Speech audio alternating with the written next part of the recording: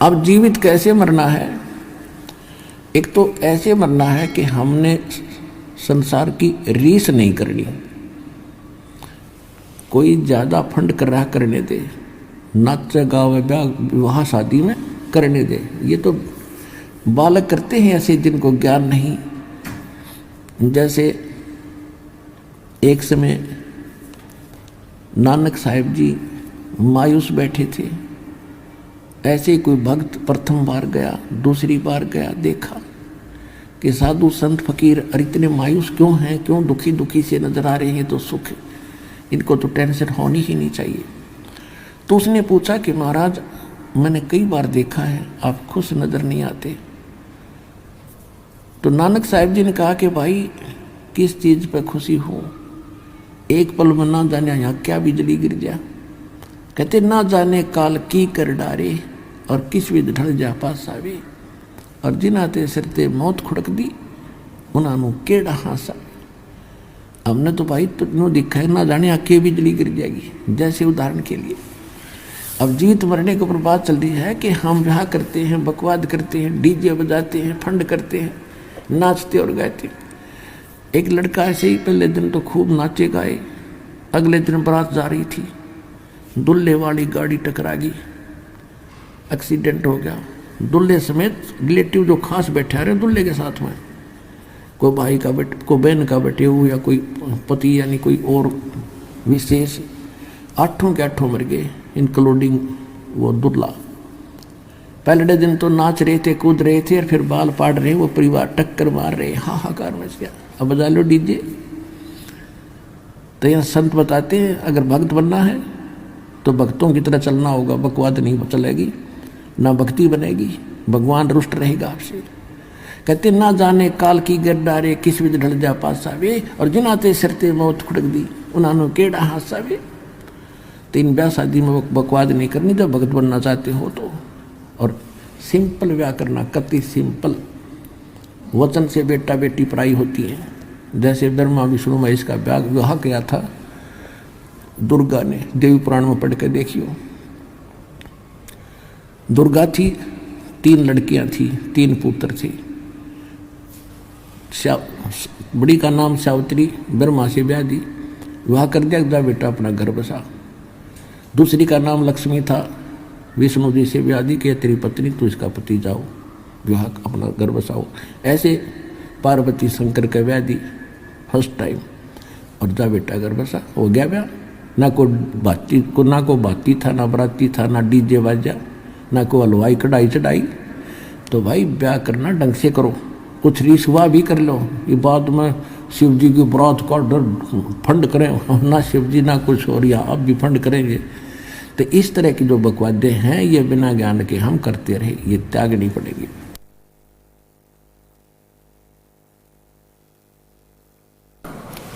तो इस प्रकार हमने अपने इन सभी परंपराओं को कम करके और सिंपल वे से विवाह करेंगे।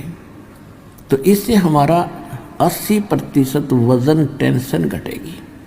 हम बेटी को दुश्मन मान बैठे इन परंपराओं के को बढ़ा के। हम ऐसे अबोध बालक हैं, जैसे जेठ की धूप में जून के महीने में बच्चा घर से निकल जाता है नंगे पैरों, छोटा सा बालक है, ठुमुक ठुमुक करके, और बाहर जाता है तो रेत में पैर जलते हैं, और रोता है, फिर बैठ जाता है, पड़ जाता, पड़ कर फिर चूतड़ भी जले। पहले तो पैर जले थे, ये फिर और दूना रो रहा है। तो हम आज ऐसे बालक हैं, गलती करते हैं, एक और कर लेते हैं, वो दूना दुख हो रही। तो हमने इनसे बचना है, इन परंपराओं में नहीं फंसना है, तभी हम भक्ति कर सकेंगे। हम यात्री हैं, हम सफ़र कर रहे हैं अपने भक्ति पर, और यात्री ज़्यादा वजन लेकर नहीं चल सकता। जब सारे घर ने ठा के चले तो किसा समझदार होगा वो। तो आप जी ने ये परंपराओं की गठड़ी अब रख देनी है, सिंपल वे से विवाह करें।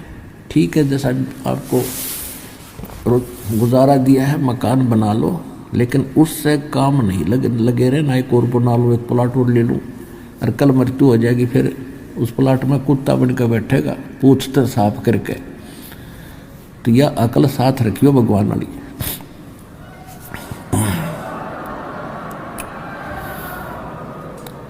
अब प्रसंग चल रहा है कि असंग जन्म तो न मरता होगे, जीवित क्यों ना मरे रे। तो अब अपनी कुछ मनोकामनाओं पर अंकुश लाना पड़ेगा, इच्छाओं को कम करना पड़ेगा।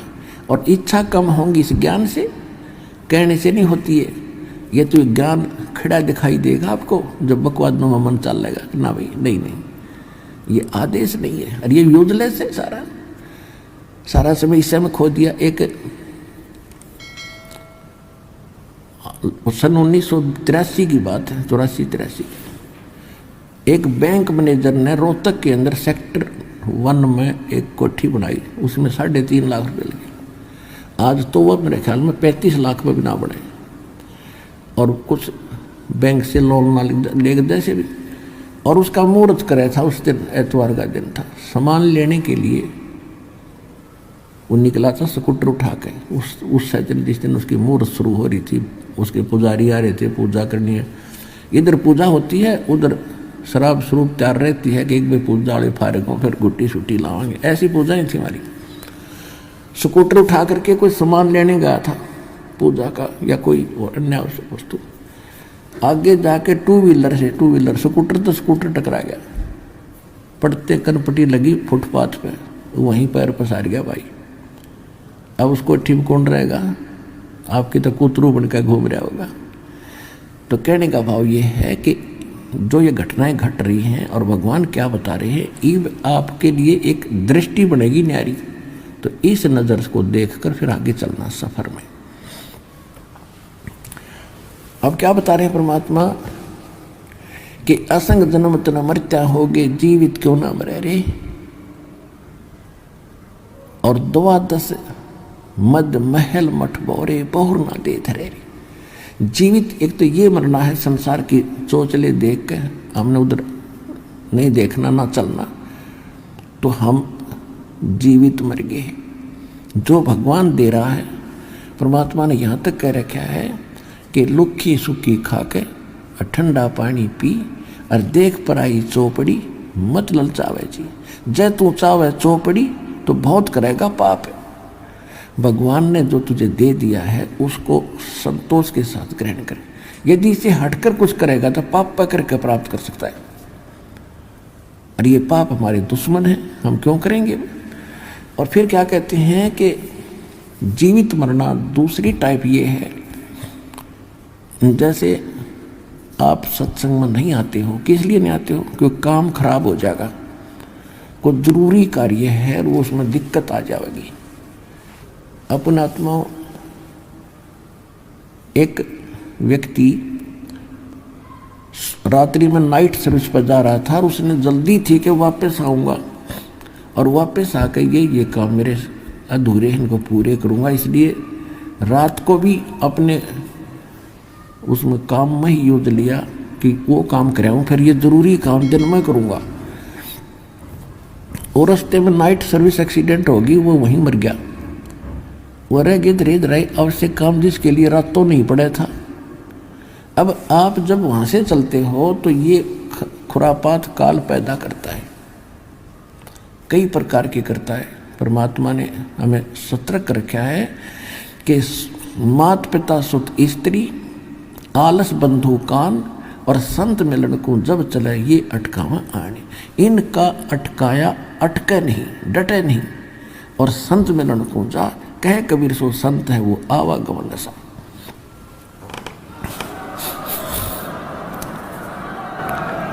मात पिता सुत स्त्री, छोटे बच्चों के लिए जिन मात पिता को ज्ञान नहीं है वो बाधक बनते हैं। कहाँ जाता है? तीसरे दिन भाग जाता है। तू पढ़ता नहीं है, तो नौकरी नहीं करता है, नाश होएगा, है तो बर्बाद हो जाएगा।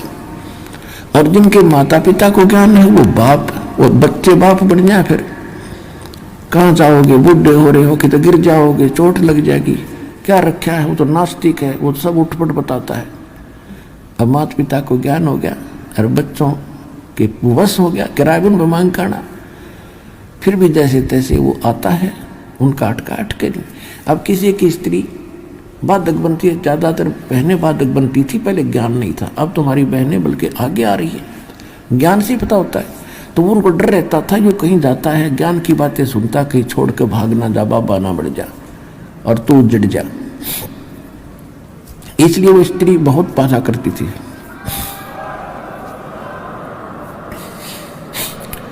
अब बहनों को ज्ञान है, ये आगे को आती हैं तो बाधक बन जाता है। क्या नहीं जागी वहां पर, क्या रखा है वहां पर, तीसरे दिन भाग जाती है, ये है।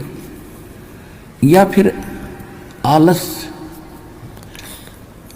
है। फिर देखेंगे इबका नहीं चलती सत्संग, अगले हम चलेंगे।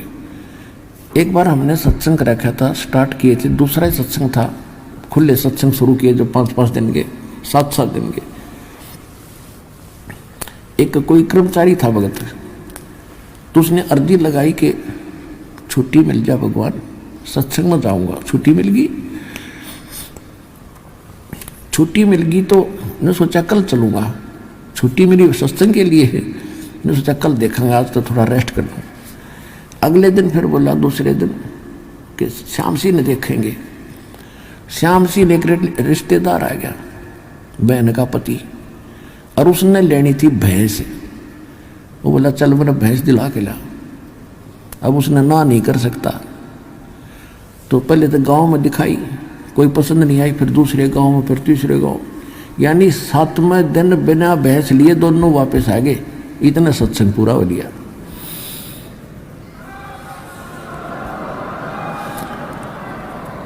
तो जब उसने ये ज्ञान सुना, जब ने बोला जी आलस मार गया मैंने, कहते आलस कर लिया, तो फिर देखूंगा, तड़को देखूंगा, परसों देखूंगा। तो और शाम ने भी नींद नहीं थी, कल देखूंगा, ये सोच रहा था। जब लेट से हो गया, इतना वो आ गया। और 7 दिन धक्के खाता फिरा, कि गोबर में बड़ा, कि कहीं किसी का सोया, कभी रोटी मिली ना मिली, पैदल चले। वो 7 दिन मेरे बिरान माटी में गए, 6 दिन। अरे कान पकड़ दिया, सीधा आया करूंगा, ले छुट्टी मिलते बा क्या करूंगा।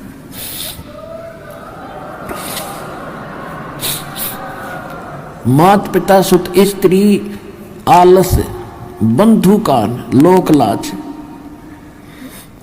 लोकलाज क्या है भाई? कहाँ जाते हो? सतलोक आश्रम बरवाला, जिला हिसार, हरियाणा में। और अब वहाँ कहाँ जाते हो तो ऐसे छुड़वाता है, श्राद्ध भी छुड़वाता है, सारी पूजाएं छुड़वाता है, नास्तिक बनाता है। तो जो 2-4 टोक देते हैं तो जो कमजोर संस्कार का आदमी फिर चुप हो जाता, भाई ठीक है, नहीं जाते, सारे कहने लगे। यानी लोक लाज में आकर उसने भक्ति मार्ग छोड़ दिया। तो ये भी कमजोरी बताई है। ये लोग कहते हैं, इसके बारे में परमात्मा बताते हैं कि कुल करनी के कारण, यानी लोक लाज के कारण अनसा गया बिगो, यानी इसने बैठा लिया, भक्ति छोड़ दी। और जब यो कुल के कर लेगा, जब तो 4 पाया का हो, गधा बन के घूमेगा, यो कुल तरह के ढाल लड़ा देगा।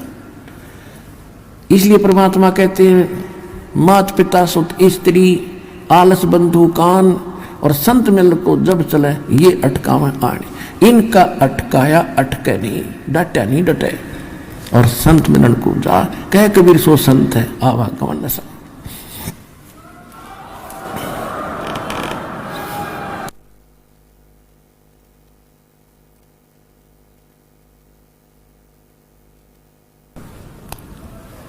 अब जैसे और दूसरा ये जीवित मरना है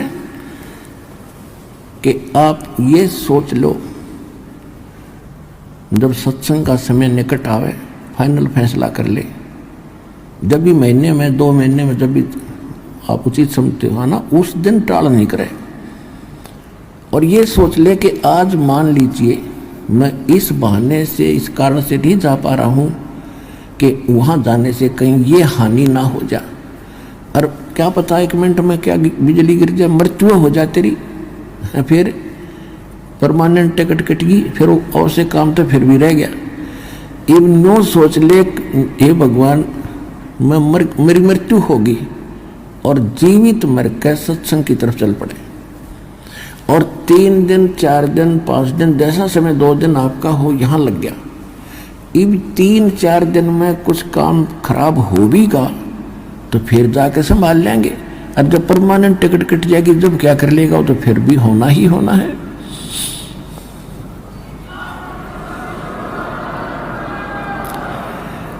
और परमात्मा के चरणों में आने के बाद बच्चों काम बिगड़ा नहीं करते, ये तो दूने बढ़ा करे।